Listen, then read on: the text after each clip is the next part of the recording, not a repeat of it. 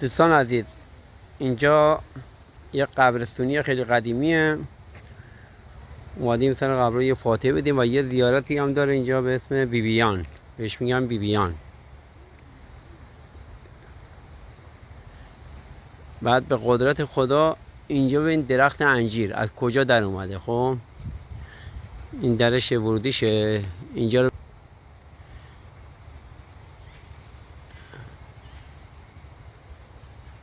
خب این درخت انجیر از داخل این دیوار از اینجا زده بیرون، رشد کرده بیرون.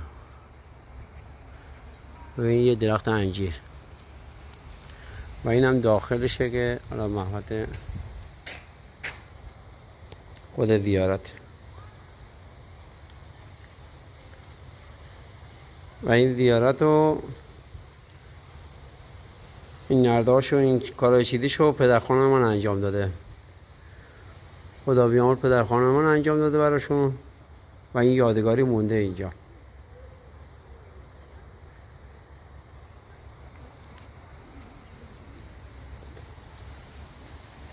نه محوطه چیدش،